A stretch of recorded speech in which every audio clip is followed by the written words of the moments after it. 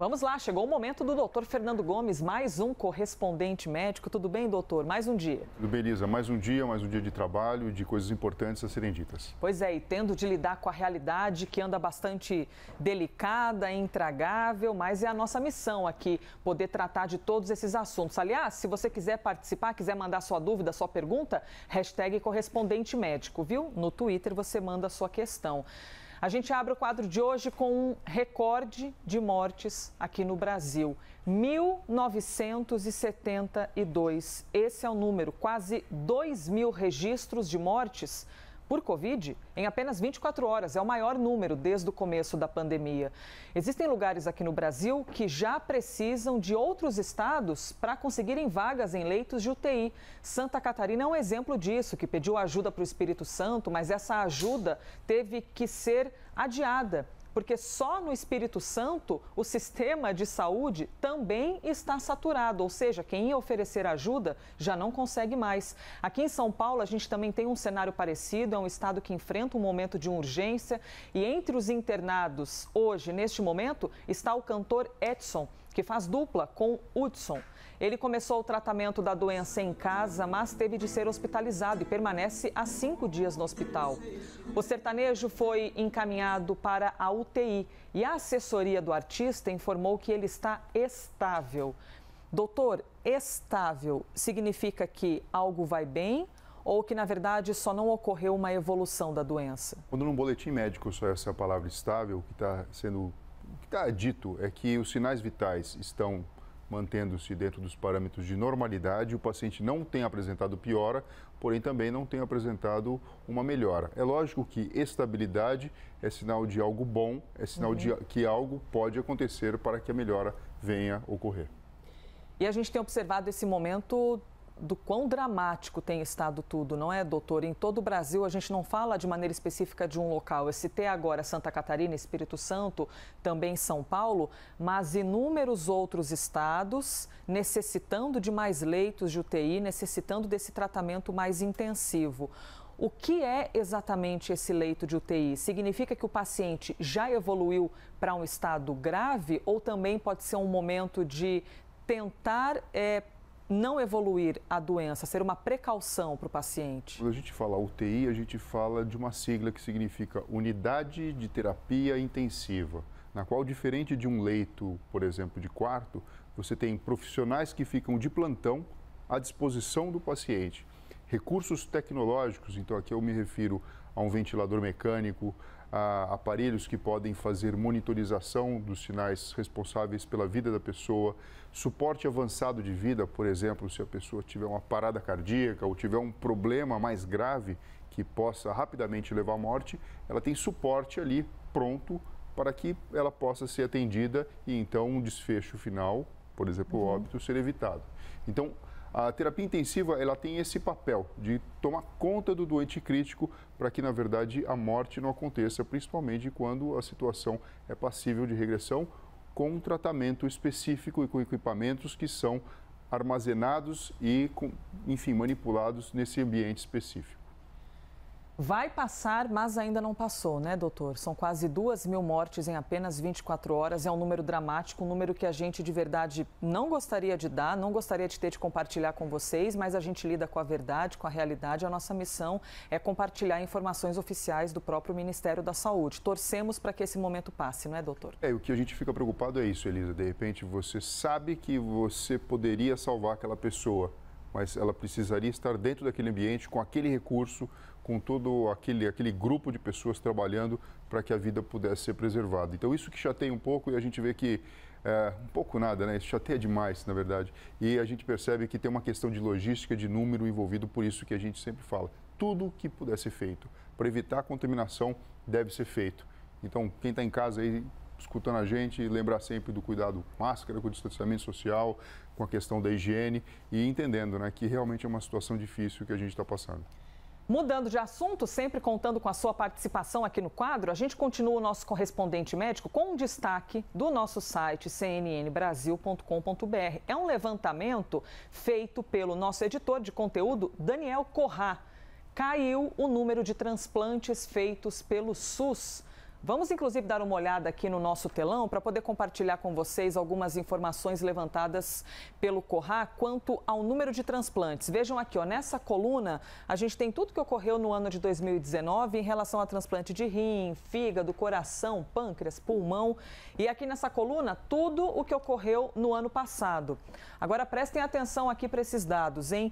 23% de queda no número de transplantes de rim, quando a gente compara o ano passado, 2020, com o ano retrasado, 2029. No total, quase 63 mil procedimentos aconteceram no ano passado e esse número é mais de 22% menor do que o volume de 2019. E tem aqui um dado que chama bastante atenção, o nosso último aqui da lista, o pulmão, não é, doutor? Se em 2019 104 pessoas receberam um pulmão novo, esse número caiu para 65. O que explica essa queda, doutor? São vários fatores que influenciam, né? Um deles é clássico, é a questão da própria pandemia que a gente está vivenciando. Você pode imaginar, Elisa, que qualquer paciente que venha a ser submetido a um transplante, que é uma cirurgia que requer um tratamento especializado, esse paciente vai fazer pós-operatório dentro da terapia intensiva. Então, aí a gente já imagina, né? A gente estava falando de leito de terapia intensiva, isso aqui impacta sem sombra de dúvida. O segundo problema, a própria fila do transplante. Pessoas com doença crônica que poderiam e deveriam estar procurando o serviço de saúde, fazendo o segmento adequado, na verdade não estão fazendo. E a gente sabe que isso acaba sendo efeito colateral do olhar diferenciado para a própria pandemia, algo que acaba sendo, até certo ponto, inevitável. Por mais que a gente alerte, por mais que os serviços continuem prestando atendimento, é esperado que isso venha a acontecer. Então, doenças crônicas que muitas vezes têm como tratamento final o transplante do órgão, para que a pessoa possa ter sua vida aí, novamente funcionando de forma adequada, acabam ficando no segundo plano. Isso era mais ou menos imaginado que fosse acontecer no início da pandemia, quando a gente via aquela preocupação muito grande com a realidade dos fatos, né, com todos os pacientes sendo acometidos pelo coronavírus e tendo então esse conflito. Desde o medo de se procurar o serviço, a necessidade do serviço de saúde de direcionar sua atenção e leitos para os pacientes com Covid e a realidade dos fatos quando a gente vê que o pós-operatório de um transplante precisa ser feito em ambiente de terapia intensiva. Inclusive, a própria Associação Brasileira de Transplantes de Órgãos também tem os números de pessoas que estão na fila esperando por um órgão. A gente tem também essa informação aqui para poder compartilhar com vocês a respeito das pessoas que necessitam receber esse órgão novo. Mais uma vez, temos aqui a lista: rim, fígado, coração, pâncreas e pulmão. Quase 27 mil pessoas esperando um rim na fila. A gente pode dizer, então, que é o procedimento mais comum aqui no Brasil, doutor, visto que é o maior número na fila de espera? Quando a gente olha em termos de números, sim, né? O que você muito bem disse em relação à redução dos transplantes de pulmão, que é um transplante mais complexo, né? A gente pode imaginar, o próprio órgão, ele tem características que são diferentes e acabam, então, levando a essa estatística, mas sim, a gente vê aqui um número que ele é expressivo. Muito maior que o segundo, por exemplo, sim, né? De fígado. Sim, e a gente sabe que isso acaba sendo extremamente importante para que a pessoa tenha qualidade de vida, possa sair da hemodiálise e possa ter uma vida bem próximo do normal. É importante ressaltar que o número de procedimentos, de todos os procedimentos cirúrgicos, também teve uma queda bem significativa. O volume foi o menor desde o ano de 2010. E o senhor já explicando aqui os porquês para essa queda, mas ainda a gente evidencia essa lista aqui bastante preocupante de pessoas que precisam de órgãos novos para sobreviver. Doutor, uma pergunta que eu até já li outro dia, as pessoas comentando, nesse momento de Covid, em que há a morte de tantas pessoas, essas pessoas com Covid não poderiam doar algum órgão? E o outro dia o senhor até me respondeu, né, que no caso de uma doença infecciosa como a Covid, isso não pode acontecer. Isso não pode acontecer porque você poderia passar a doença para outra pessoa, principalmente na vigência de toda a infecção. Além do que, a pessoa que acaba evoluindo a óbito por conta do coronavírus, ela sofreu um processo de inflamação generalizada em todo o corpo. Então, a qualidade do órgão acaba sendo comprometida para você colocar numa pessoa que precisa de um órgão novo e principalmente que vai precisar depois entrar com imunossupressores para não ter a rejeição do órgão. Então, é uma situação bastante delicada e complexa, né? Na cabeça da gente imagina que bastaria, né, pegar e de alguma forma poder ajudar dessa forma, mas tem as suas restrições em relação a isso. Muito bem, palavras do Dr. Fernando Gomes. Torcemos para a queda desses números o quanto antes. Perguntinha para você: onde está o seu celular agora, neste momento? O do senhor está aí contigo? Tá na Está bancada. distante, o meu também está distante. Faz quantos segundos ou minutos que você mexeu no seu celular pela última vez? Hein? Você consegue ficar mais de 1 hora sem nem chegar pertinho do seu telefone, vendo ele acender a luz e pensando, ah não, daqui a pouco eu vejo? Difícil, né? E isso vale para celular, computador, para televisão. Com quase 1 ano de pandemia, praticamente todas as pessoas passam a maior parte do tempo olhando para as telas. A questão é que isso, além de cansar os olhos, e a gente já sabe, pode causar sintomas psicológicos. É a chamada fadiga digital. Quando bate aquela canseira, aquele saco cheio, né, doutor? Tu tá olhando ali para o tablet, para o celular e pensa, nossa, já estou tão angustiada, tão irritada, vou desligar. Isso tem nome, doutor? Fadiga digital? Existe, porque o que acontece, Elisa, o próprio digital, ele traz muita informação, desde informação luminosa, sonora, até de conteúdo propriamente dito, de imagens que fazem com que o nosso cérebro possa ficar plugado naquela realidade e querendo aquela informação a todo momento. Fato é que chega um momento que existe uma saturação. É como se você realmente enchesse o copo e você precisa de um tempo para voltar a ter contato com o mundo real, com a própria natureza e com algo que seja de fato palpável. Nesse momento de pandemia, o digital tem ajudado muito a gente. Então, tem viabilizado as pessoas continuarem trabalhando, as reuniões acontecerem, as crianças estudarem. Sim. Só que assim, o nosso cérebro não faz distinção.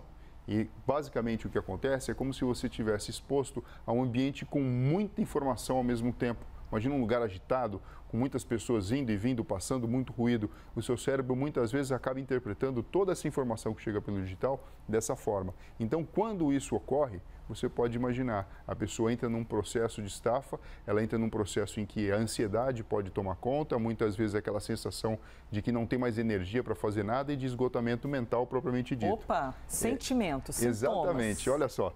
Alta irritabilidade, né? Então qualquer coisinha pode ser motivo para uma resposta mais ríspida, para uma briga, para um descontrole. Quando tu ouve uma resposta azeda de alguém, vai pensar, mas o que eu fiz para ouvir isso? A pessoa, na verdade, pode estar irritada por outras questões. Sim, muitas vezes por questões relacionadas com enriquecimento de conteúdo que veio através do digital. Lembra que o digital, ele traz para a gente tanta informação e muitas vezes a gente não tem um papel de um editor, acaba sendo a gente mesmo o editor. E se a gente não tomar cuidado, assim como, por exemplo, comida. Comida você escolhe o que você vai comer.